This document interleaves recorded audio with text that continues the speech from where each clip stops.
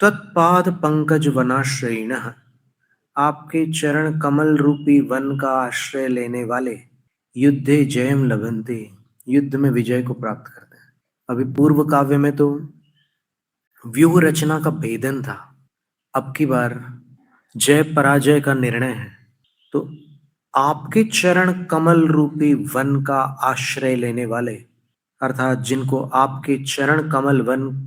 की शरण प्राप्त हुई है, वे युद्धे जयम लभन्ते,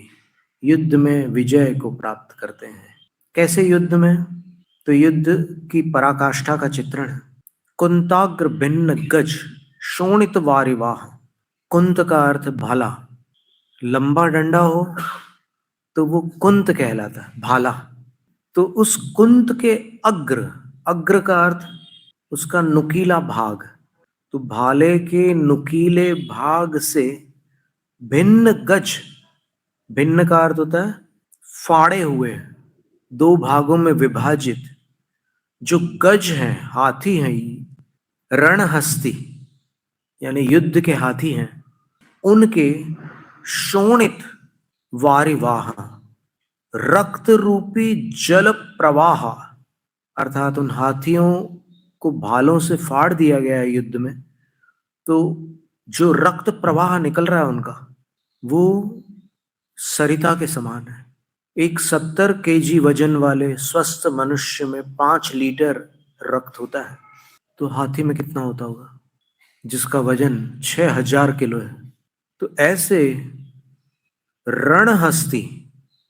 के रक्त की वारिवाह सरिताएं उस रणांगण में बह रही है, और उस रक्त प्रवाह में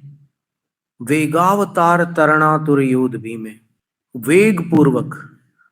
अवतार का अर्थ होता है उतरना, तरण का अर्थ होता है उस पार हो जाना, तो वेग पूर्वक उतरने वाले और पार होने वाले जो आतुर योद्धा हैं, आतुर का अर्थ है उतावले, उन योद्धाओं के कारण युद्ध की स्थिति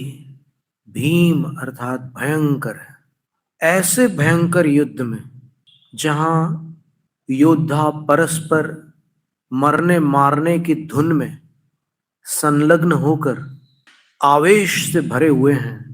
और अपनी पूरी शक्ति लगाकर जय पराजय की अवस्था को छूने वाले हैं, उस भयंकर युद्ध में